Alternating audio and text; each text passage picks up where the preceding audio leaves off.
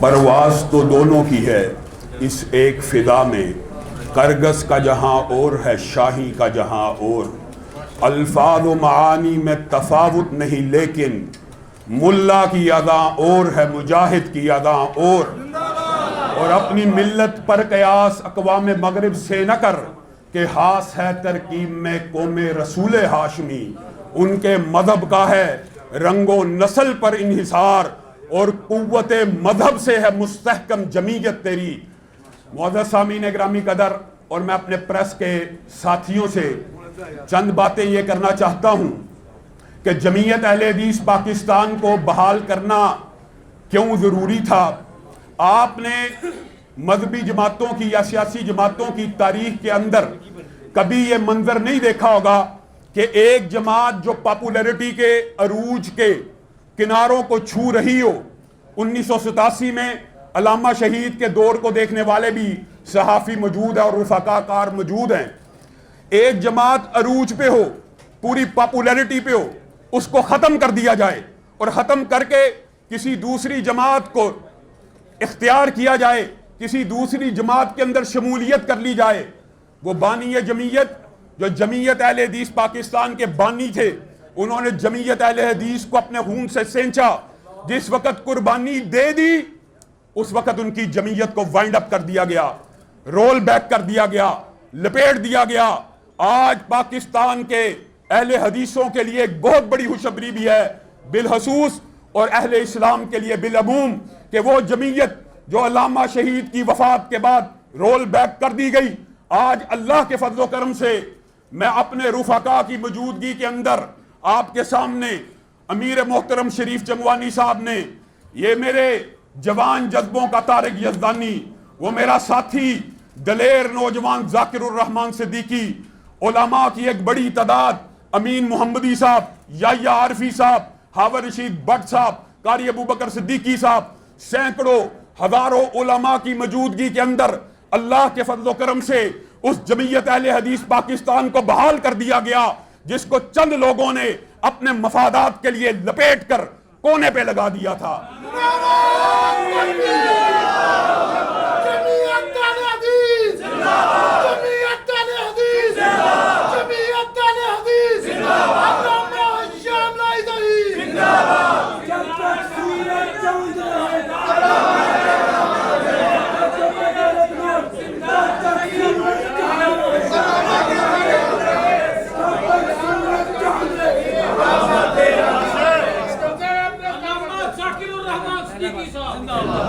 میرے بھائیوں، سب سے پہلے اس جمعیت کا جو 7 نکاتی ایجنڈا ہے وہ آپ کے سامنے صحافیوں کے سامنے رکھنا مقصود ہے۔ پہلی بات، دفاع حرمت رسول، دفاع ختم نبوت، دفاع صحابہ اور دفاع شعائر اللہ اس جماعت کا شعار ہوگا۔ اور اس کے علاوہ آج پورے پاکستان کے اہل حدیثوں سے یہ بات بھی کہنا چاہتا ہوں بالخصوص، اور اہل اسلام سے اور مذہب پسندوں سے بالعموم، کہ جس اہل حدیث کی پورے پاکستان کے اندر کوئی مسجد بند ہے، وہ ہمارے دفتر میں درخواست دے، اس مسجد کو کھلوایا جائے گا۔ اور اگر کوئی عالم دین کسی کے اوپر پرچہ اور مقدمہ درج ہے، اس کو رہا کروایا جائے گا۔ یہ ہمارے بنیادی دستور کے اندر اور ہماری دفاعات کے اندر یہ بات شامل ہے کہ کوئی کارکن اب مجبور نہیں، مظلوم نہیں۔ کسی کارکن کو بھی، اگر کسی کارکن کے اوپر بھی کوئی جھوٹا مقدمہ ہوا تو یہ پوری کی پوری قیادت آپ کے شانہ بشانہ اس کارکن کو جیلوں سے رہا کروا کے دکھائے گی۔ اور ایک بات، یہ دستور کے حوالے سے اور اسباق کے حوالے سے، اسی مشن اور منشور کے حوالے سے ایک بات یہ بھی کہنا چاہتا ہوں، اور ذاکر بھائی انشاءاللہ اس حوالے سے بات کریں گے کہ چونکہ دفاع صحابہ ہمارا مشترکہ قول ہے، ایک عرصے سے دفاع صحابہ کے اوپر نقب زنی کی جا رہی ہے۔ میں لاہور کی انتظامیہ کو، اداروں کو، اسپیشل برانچز سے اس بات کی التماس اور درخواست کرتا ہوں کہ افضال کوثر صاحب ڈی آئی جی صاحب اور آئی جی صاحب نے ہمارے سے وعدے کیے، اور انہوں نے وعدہ کیا کہ یہ جو گستاخ صحابہ اس کے پر مقدمے بھی درج ہوں گے، اس کو گرفتار بھی کیا جائے گا۔ ہم نے احتجاج کی کال دی، انہوں نے کہا علامہ صاحب اب احتجاج نہ کرنا۔ آپ کے سامنے ایک کال کے اوپر چند روز پہلے 6000 سے زائد نوجوان ایوان اقبال میں بھی اکٹھے ہوئے، ہم نے انتظامیہ کی بات کو مانا۔ ہم نے کہا ٹھیک ہے احتجاج کو مؤخر کرتے ہیں، آپ پرچوں کو کاٹیں، اس کو گرفتار کریں، ہم ہمیشہ انتظامیہ سے تعاون کرتے ہیں۔ افضال کوثر صاحب چلے گئے لیکن ہم اپنے وعدے پہ قائم رہے۔ رضوی صاحب بیچارے آئے ہیں، ان کے ناک کے اوپر حملہ ہو گیا، اللہ تعالیٰ ان کو بھی شفا دے۔ اب ڈوگر صاحب آ چکے ہیں، ان سے التماس ہے، ہم انتظامیہ سے تعاون کرنے والے ہیں، لیکن آج آپ کو الٹیمیٹم دیتے ہیں، اگر مرزا جہلمی کے اوپر جو 5 مقدموں کی درخواستیں تھانے ستو قتلہ میں جمع کروا دی جا چکی ہیں، ان کے اوپر ہم نے صرف مقدمہ نہیں کروانا، ہمیں اس کی گرفتاری چاہیے۔ آپ بتائیے، میں صحافی بھائیوں سے پوچھتا ہوں، آپ بھی تو کلمہ گو مسلمان ہیں۔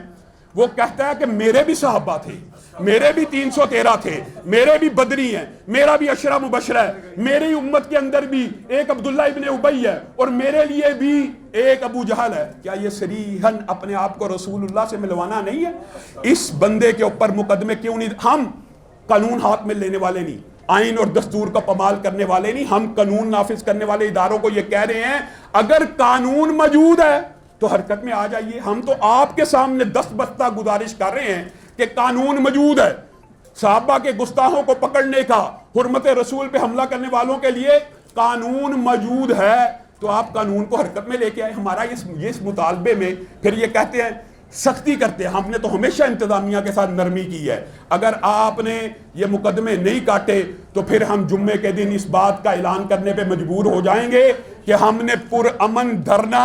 ڈی آئی جی کے دفتر کے باہر اور ایس پی کے دفتر کے باہر کب دینا ہے۔ آج ایک خبر کی بنیاد کے اوپر آپ دیکھ رہے ہیں سینکڑوں نوجوان علماء اور بزرگ یہاں پہ اکٹھے ہو گئے ہیں۔ جس دن ہم نے احتجاج کی کال دی تو لاہور کی انتظامیہ عوام کے امڑتے ہوئے سیلاب کو نہیں روک سکے گا، اس لیے ان کو یہ بات کہنا چاہتے ہیں کہ آج ہی آج مقدمے درج کیے جائیں اور اس کو گرفتار کیا جائے۔ آخر میں ایک بات کہہ کے میں اپنی بات کو ختم کروں گا، بات طویل نہیں کرنا چاہتا۔ یہ علماء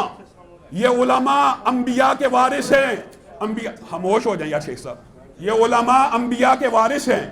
انبیاء کے وارث ہیں۔ یہ کیا انبیاء کے صرف مصلح کے وارث ہیں؟ یہ آپ کو اور مجھے کسی نے مغالطہ ڈال دیا کہ علماء انبیاء کے وارث ہیں، صرف مصلح کے وارث نہیں ہیں، یہ سیاست رسول کے بھی وارث ہیں، یہ معاشرت رسول کے بھی وارث ہیں، یہ معاملات رسول کے بھی وارث ہیں۔ یہ رسول اللہ کے صرف مصلح کے وارث نہیں ہیں، یہ رسول اللہ کی ریاست اور سیاست کے وارث بھی ہیں۔ کسی عالم دین کو اور طالب علم کو یہ بات زیب نہیں دیتی کہ وہ مدرسے کے اندر 5 سال 8 سال پڑھنے کے بعد نکلے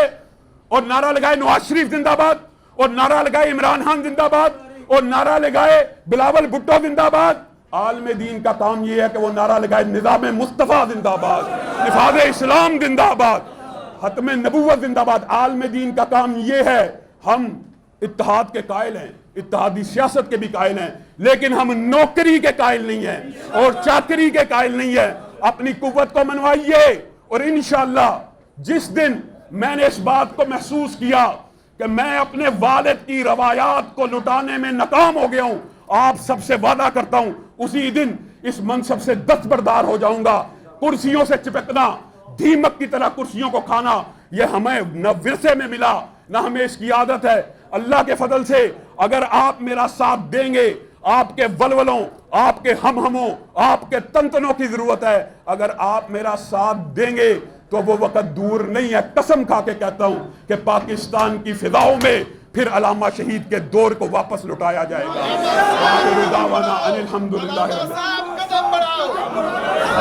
بنیادی طور پہ 9 مئی کے حوالے سے اللہ کے فضل و کرم سے سب سے پہلے پاکستان میں فوج کی غیر مشروط حمایت کا اعلان ہم نے کیا، اور ہم یہ بات سمجھتے ہیں کہ جو حملہ بلوائیوں اور فسادیوں نے کیا، نہ صرف ان کو قرار واقعی سزا دی جائے، بلکہ ان سے جو مالی نقصان ہوا تخمینہ لگا کر ان کی جائیدادوں کو فروخت کر کے قرب کر کے وہ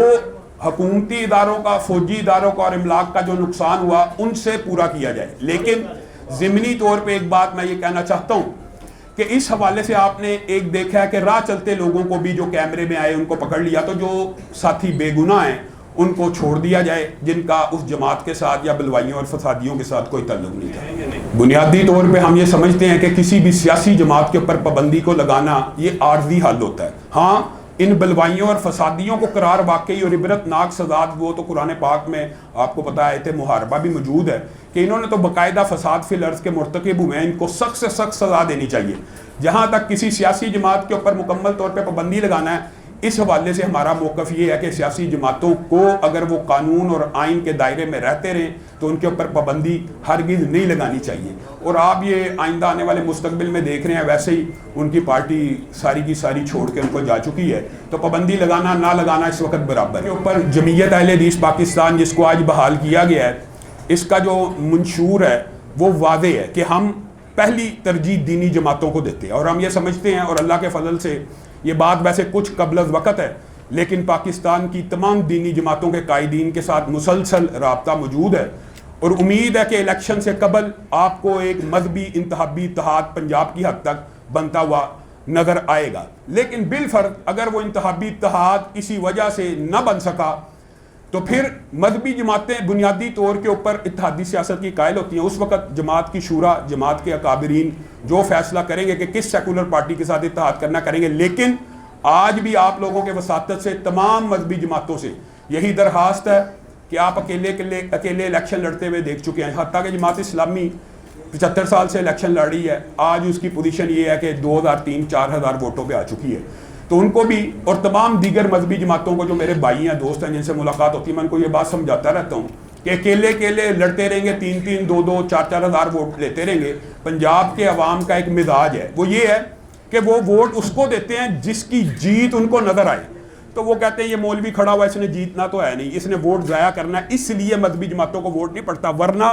پاکستان کی جو اکثریت عوام ہے وہ مذہب پسند ہے، اگرچہ مذہبی جماعتوں کو ووٹ نہیں دیتی لیکن وہ اسلام پسند اور مذہب پسند ہے۔ ان کو آپ کو پتہ ہے کورٹ کچہری، تھانہ، نالا، کچی کھالی، پکی کھالی، روڈ، سڑک، یونیورسٹی بنانوں میں الجھا دیا گیا ہے۔ پاکستان بنانے کا مقصد بھی دین اسلام کا نفاذ تھا، وگرنہ اگر